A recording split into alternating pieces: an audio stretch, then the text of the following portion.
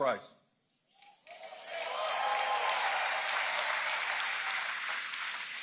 See, I always knew one day I'd be president of my local because it's always been my passion to serve and help the membership that I'm a part of.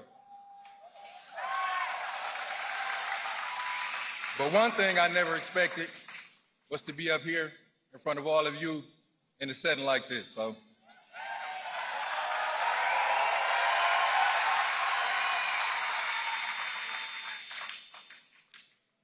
So as we all know, the stakes are high. This election, in this election, I'll do anything to help push Kamala over the top.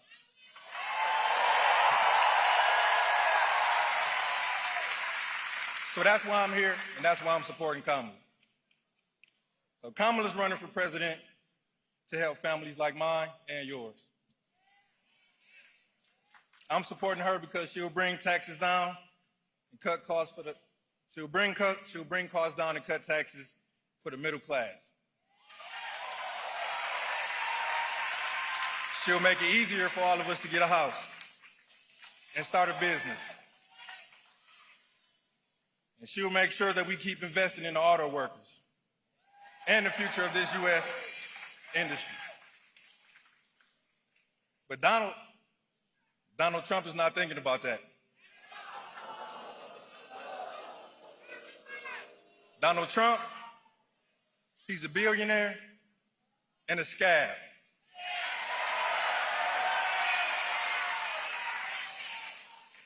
He's running on the extreme Project 2025 agenda to give himself,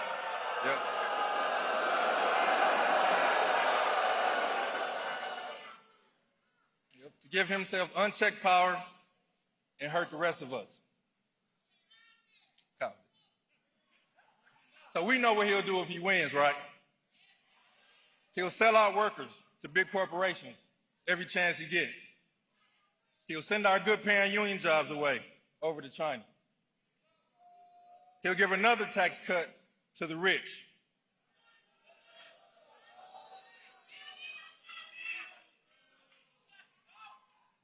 So for the next 31 days, I'm fighting for a new way forward.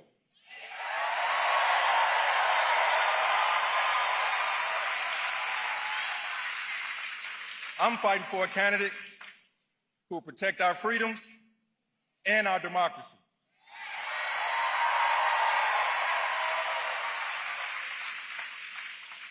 So with that, ladies and gentlemen, it is my great honor to introduce to you our next president,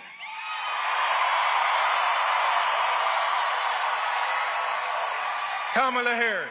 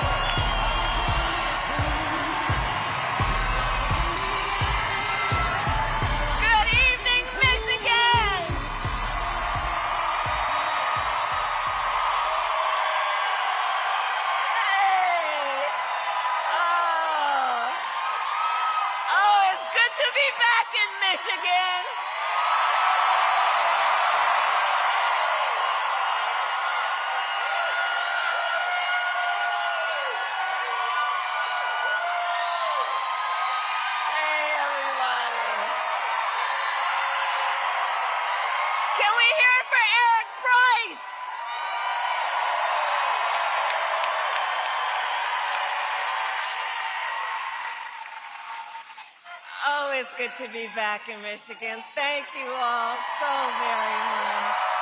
Thank you. Thank you so very much. And Eric Price, thank you for your leadership of UAW 651 and all the work that you do. And I want to thank all the leaders who are here. We got thousands of leaders who are here, and I thank you. Including all our friends in labor, Sean Spain, April Barrett, all of the incredible elected leaders, starting with the Governor Whitmer, who is amazing and is my friend, my dear friend, Mayor Neely, Senator Stabenow, Senator Peters, Representative Slotkin, who we will elect to the United States Senate.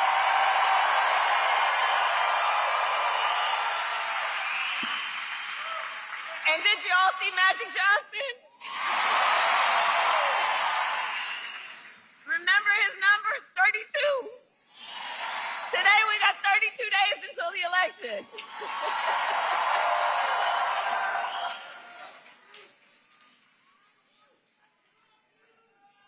So 32 days. 32 days. Okay, we got some business to do. We got some business to do. All right. 32 days. And we know we will do it.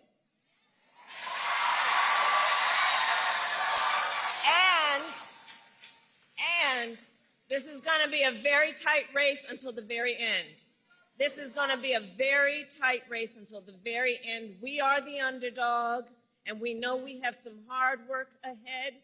But here's the thing about us. We like hard work. We like hard work. Hard work is good work. Hard work is good work. And with your help in November, we will win. We will win. We are not playing around.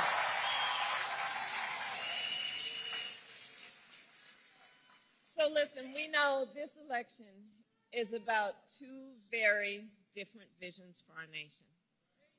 One focused on the past, and ours, which is focused on the future. We are fighting for a future where we tap into the ambitions and the aspirations of the American people and build what I call an opportunity economy, so every American has an opportunity to own a home, build wealth, start a business.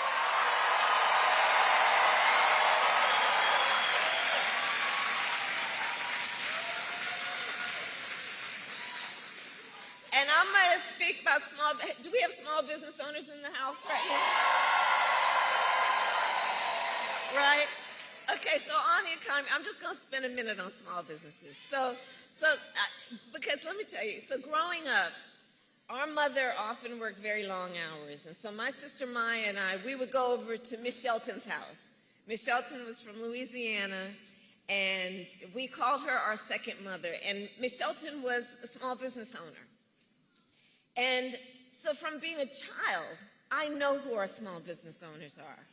They are community leaders, civic leaders. They mentor. They hire locally. They build up the community. They are part of the fabric of the community.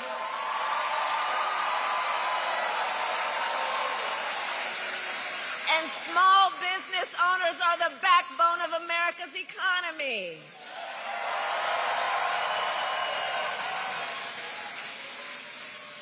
So, in my plan to build an opportunity economy, one of the things I will do is raise the startup deduction from $5,000 to $50,000 to help entrepreneurs start their small business. You heard Eric talk about it. We need to build more housing in America. You know, my mother saved up for years to buy our first home. I was a teenager by the time she saved up enough to do that. And right now we know there's a serious housing shortage in our country, and it is part of what is driving up costs. So we will cut the red tape and work with the private sector to build 3 million new homes and provide first-time home buyers with a $25,000 down payment assistance so you can just literally get your foot in the door and you'll handle the rest. We need to lower the cost of living. Look, our economy is making good progress. Just this morning, we got a solid jobs report, right?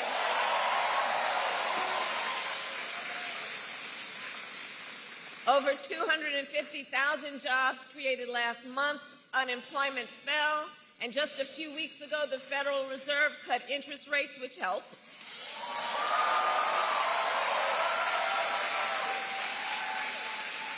But there's still more we need to do. Prices for everyday things like groceries are still too high. You know it and I know it. And I have a plan on lowering costs on everything from health care to groceries, including taking on corporate price gouging.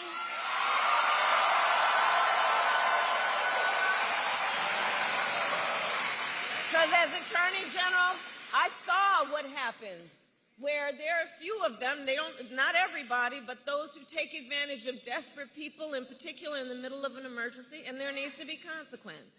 I will give a tax cut to 100 million Americans, including $6,000, extending and expanding the child tax credit. So during the first year of a child's life, young parents have the support they need to be able to buy a car seat, to buy a crib, to take care of their child during that first year of their life, knowing it's about setting them on a path to do everything they have a natural desire to do. And look, I say all this to say, I will always put the middle class and working families first. I come from the middle class, and I will never forget where I come from. I will never forget where I come from.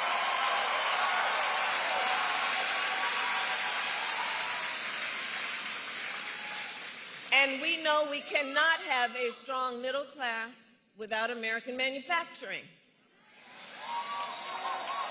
So over the last 3.5 years, we have brought manufacturing back to America, creating 730,000 manufacturing jobs. We announced the opening of more than 20 new auto plants in the United States. And we did it by investing in American industry and American workers.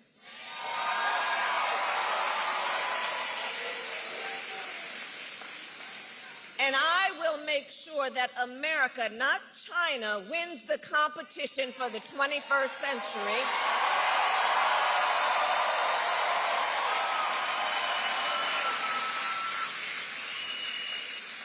Which is why, under my plan, we will invest in the industries that built America, like steel, iron, and the great American auto industry. I see you, Sean.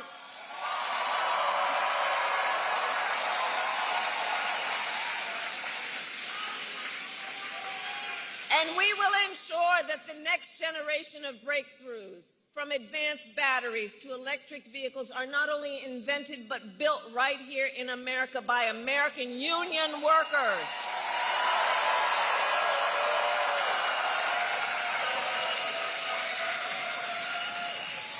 And Michigan, let us be clear, contrary to what my opponent is suggesting, I will never tell you what kind of car you have to drive.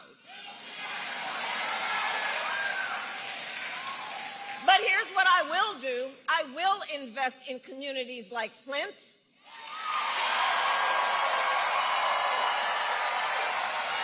Flint, which helped build the auto industry and the UAW. We will retool existing factories, hire locally, and work with unions to create good-paying jobs, including jobs that do not require a college degree.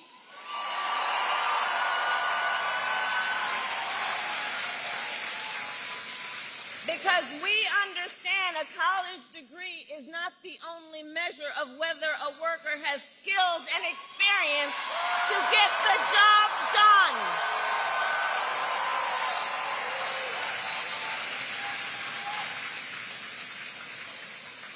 In fact, part of my plan is to outline all of the federal jobs that should not require a college degree and make that clear. And when I'm elected, I'm going to challenge the private sector to take on the same approach.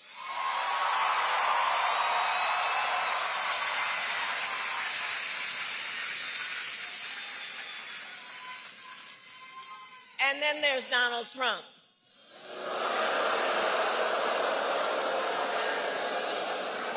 So Donald Trump has a very different approach. So Donald Trump makes big promises, and he always fails to deliver. He said he was the only one who could bring back America's manufacturing jobs. Remember that? And then America lost nearly 200,000 manufacturing jobs when he was president, including tens of thousands of jobs in Michigan.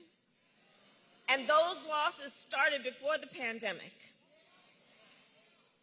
making Donald Trump one of the biggest losers of manufacturing jobs in American history.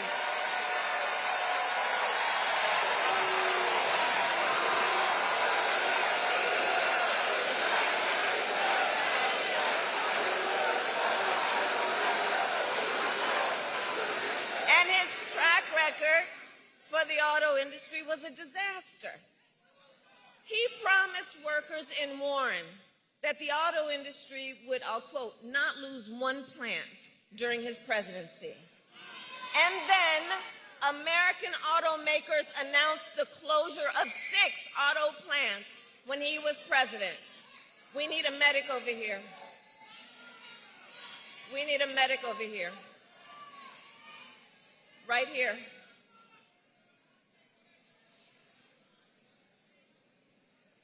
Okay, can everyone part so the medic can come through, please? Let's let the medic through.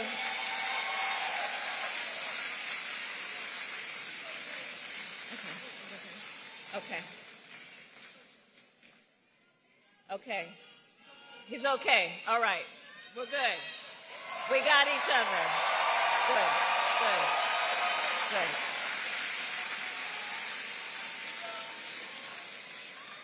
So, remembering again what Donald Trump talked about versus what he did, then American automakers announced the closure of 6 plants when he was president, including General Motors in Warren and Stellantis in Detroit. Thousands of Michigan auto workers lost their jobs. And when it came to building the cars of the future, Donald Trump sat on the sidelines and let China dominate. And then he talks down to American workers, saying we can't compete with Chinese workers.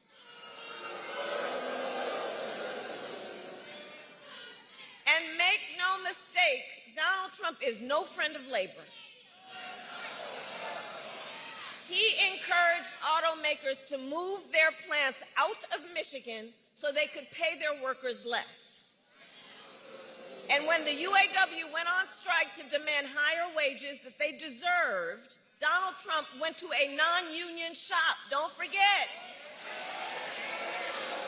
And he attacked the UAW.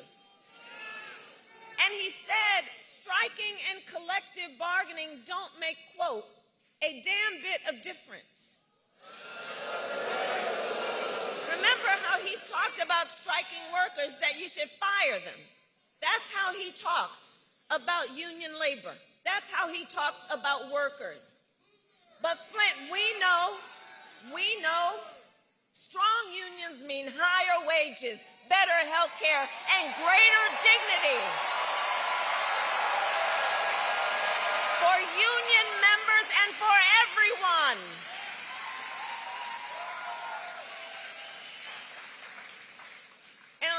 of all of that, Donald Trump signed a $2 trillion tax cut that mostly went to the wealthy and big corporations, not to working people.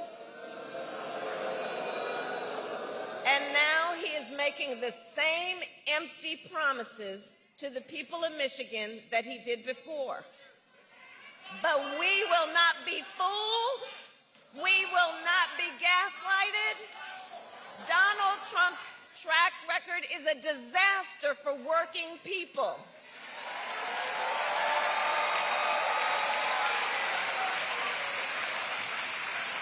And if he wins again, it will be more of the same. Check this out. 2 days ago, his running mate, maybe you saw that. No, but how about that Tim Walz, by the way?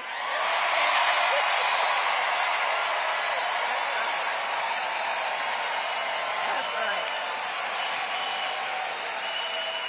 So 2 days ago, Donald Trump's running mate suggested that if Trump wins, he might let the Grand River Assembly plant in Lansing close down.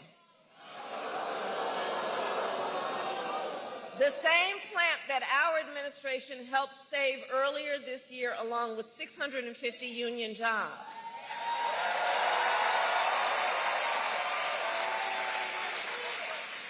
Michigan, we together fought hard for those jobs, and you deserve a president who won't put them at risk.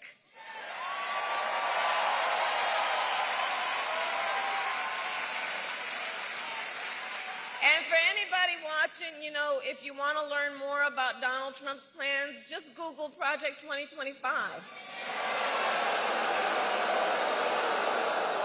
It is a detailed and dangerous blueprint for what he will do if he is elected president.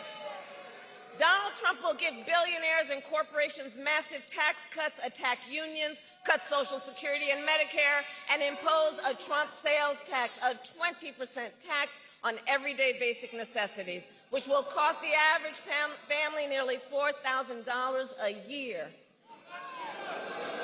And on top of all this, Donald Trump intends to end the Affordable Care Act. Even after he tried to repeal it time and time again when he was president, and still has no plan to replace it. You watched the debate.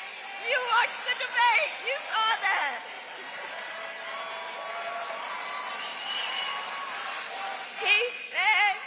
He said he, quote, has concepts of a plan. Concepts. No, you know, I have said that I do believe he is an unserious man. And the consequences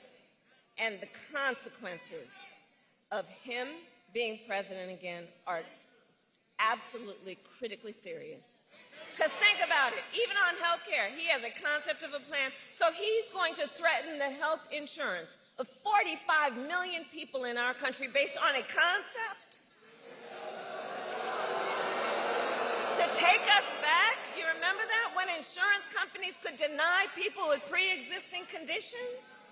Remember what that was like? Well, Michigan, we are not going back. We are not going back. We're not going back. We are not going back. No, we are not going back. No. Because we will move forward. Ours is a fight for the future. Ours is a fight for the future, and ours is a fight for freedom.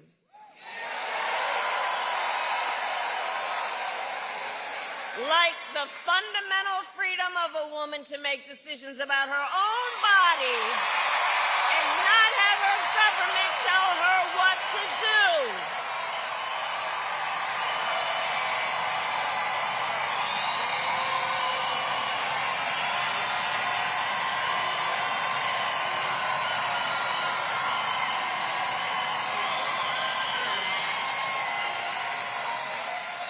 And these 32 days out from the election, it's important that we remind people how we got here. Donald Trump handpicked 3 members of the United States Supreme Court with the intention that they would overturn Roe v. Wade, and they did. And now more than 1 in 3 women in America lives in a state with a Trump abortion ban. Many with no exceptions, even for rape and incest, which is immoral. And when Congress passes a bill to restore reproductive freedom,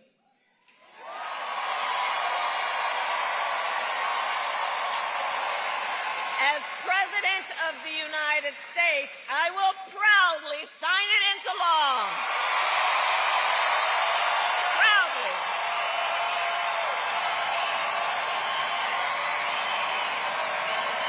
And here's what I want to say. Look, and that's not our only battle. Across our nation, we are witnessing a full-on assault on other hard-fought, hard-won freedoms and rights, like the freedom to vote, the freedom to be safe from gun violence, the freedom to join a union, the freedom to love who you love openly and with pride, and the freedom to breathe clean air and drink clean water. Flint,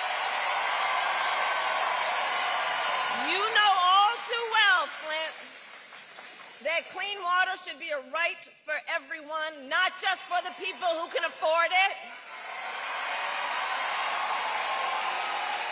And as president, I will continue to work with communities like Flint to ensure you not only have clean water, but the opportunity to recover economically and thrive.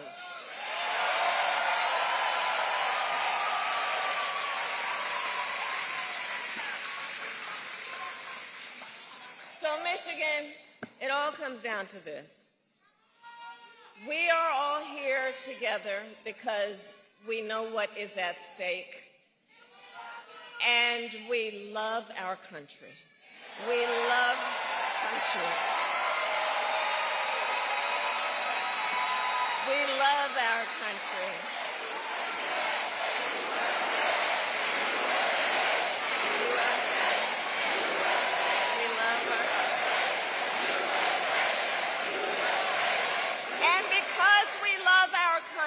We know it is one of the highest forms of patriotism to then fight for the ideals of our country and to fight to realize the promise of America. That's what this is about.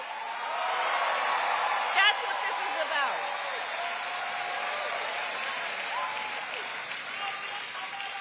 So, Election Day is in 32 days. And already nearly 2 million ballots are in the hands of Michigan voters alone.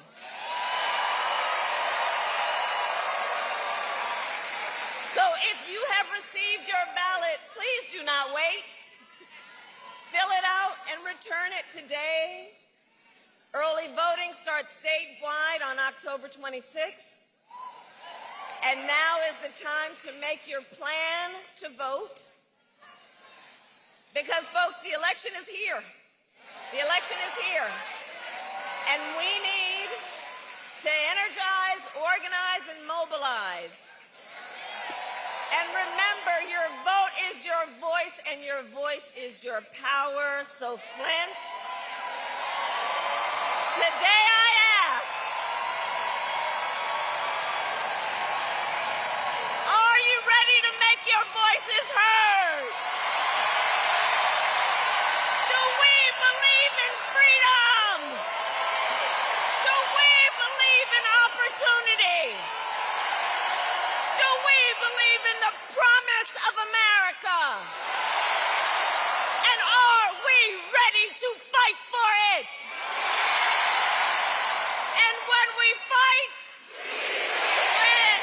God bless you, and God bless the United States of America.